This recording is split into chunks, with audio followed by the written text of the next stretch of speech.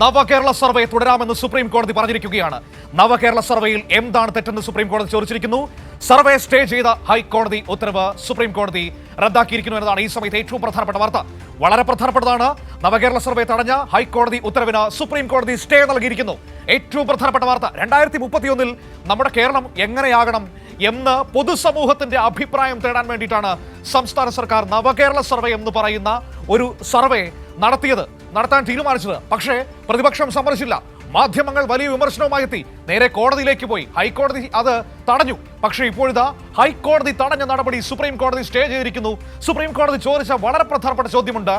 എന്താണ് കുഴപ്പം? നവകേരള സർവേ നടത്തുന്നതിൽ എന്താണ് തെറ്റ്? അതാണ് ചോദ്യം. അതുതന്നെയാണ് കഴിഞ്ഞ ദിവസം സർക്കാർ സംവിധാനങ്ങളും ഈ നാട്ടിലെ പ്രതിപക്ഷത്തോട് ചോദിക്കുന്നത്. നമ്മൾ 2031 നമ്മുടെ കേരളം എങ്ങനെയായിരിക്കണം? 2031 പ്രത്യേകതയുണ്ട്. നമ്മുടെ കേരള സംസ്ഥാനം രൂപീകരിക്കപ്പെട്ടിട്ട് 75 വർഷം, പ്ലാറ്റിനം ജൂബിലി ആകുന്ന വർഷമാണ്. ആ സമയത്ത് നമ്മുടെ കേരളം ഏത് രീതിയിൽ മുന്നോട്ട് പോകണം, കാഴ്ചപ്പാടുകളും അഭിപ്രായങ്ങളും പൊതുസമൂഹത്തിൽ നിന്ന് ശേഖരിക്കാൻ വേണ്ടിയിട്ടാണ് സർവേയുമായി സർക്കാർ ഇറങ്ങിയത്. അതിനാണ് തുരങ്കം വച്ചത്. ആ നടപടിയാണ് ഇപ്പോൾ സുപ്രീം കോടതി സ്റ്റേ ചെയ്തിരിക്കുന്നത്. അബ്ദുൾ റഷീദ് ദില്ലിയിൽ ചേർന്നു. അബ്ദുൾ റഷീദ്, വളരെ പ്രധാനപ്പെട്ട നടപടിയാണ് ഇപ്പോൾ സുപ്രീം കോടതിയിൽ നിന്ന് വന്നിരിക്കുന്നത്.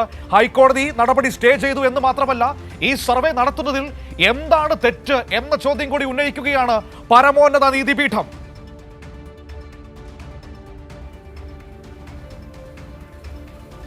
മനു, നവകേരള സർവേയുമായി ബന്ധപ്പെട്ട സുപ്രധാനപ്പെട്ട ചില ചോദ്യങ്ങളാണ് സുപ്രീം കോടതിയുടെ ഭാഗത്ത് നിന്ന് ഉണ്ടായിട്ടുള്ളത്. ചീഫ് ജസ്റ്റിസ് സൂര്യകാന്ത് അധ്യക്ഷനായിട്ടുള്ള ബെഞ്ചാണ് ഈ ഹർജി പരിഗണിച്ചിട്ടുള്ളത്. എന്തായാലും ക്യാബിനറ്റ് തീരുമാനമെടുക്കാൻ അധികാരമുണ്ട് എന്നുള്ള കാര്യം സുപ്രീം കോടതി സംസ്ഥാന സർക്കാർ സുപ്രീം കോടതിയിൽ അറിയിച്ചിരുന്നു. ഇതിനെ തുടർന്നാണ് ഇത്തരത്തിൽ പരമപ്രധാനമായിട്ടുള്ള ചില ചോദ്യങ്ങൾ സുപ്രീം കോടതിയുടെ ഭാഗത്ത് നിന്ന് ഉണ്ടായിട്ടുള്ളത്. എന്തായാലും വികസനവുമായി ബന്ധപ്പെട്ടതടക്കമുള്ള വിവരങ്ങൾ ആരായാനുള്ള ഒരു അവകാശം അത് സംസ്ഥാന സർക്കാരിന് ഉണ്ട് എന്നുള്ളത് തന്നെയാണ് സുപ്രീം കോടതി വ്യക്തമാക്കുകയും ചെയ്തിട്ടുള്ളത്. എന്തായാലും കേരളത്തിലെ ഹൈക്കോടതി സ്റ്റേ ചെയ്തിട്ട് അല്ലെങ്കിൽ ഇത്തരത്തിൽ സർവേ റദ്ദാക്കണമെന്ന് ആവശ്യപ്പെട്ട് പുറത്തുവിട്ടിട്ടുള്ള ഉത്തരവ് അതിപ്പോൾ സുപ്രീം കോടതി റദ്ദാക്കിയിരിക്കുകയാണ്. ഇനിയും നവകേരള സർവേയുമായി ബന്ധപ്പെട്ട സംസ്ഥാന സർക്കാരിന് മുന്നോട്ട് പോകാമെന്നുള്ളത് തന്നെയാണ് വ്യക്തമാക്കുന്നത്. എന്തായാലും ഇത്തരത്തിൽ പൊതുഖജനാവിലെ പണമടക്കം ഉപയോഗിച്ചുകൊണ്ട് ഇത്തരത്തിൽ രാഷ്ട്രീയ തലത്തിലേക്ക് സംസ്ഥാന സർക്കാർ കടക്കുന്നു എന്നുള്ളതായിരുന്നു KSU നേതാക്കൾ ഈ ഹർജിയുമായി കോടതിയിൽ വാദിക്കുകയും ചെയ്തിരുന്നത്. പക്ഷേ ഇതിലൊരു രാഷ്ട്രീയം കാണേണ്ടതില്ല എന്നുള്ളൊരു നിരീക്ഷണം തന്നെയാണ് ഇപ്പോൾ സുപ്രീം കോടതിയുടെ ഭാഗത്ത് നിന്ന് ഉണ്ടായിട്ടുള്ളത്. എന്തായാലും നവകേരള സർവേയുമായി മുന്നോട്ട് പോകാം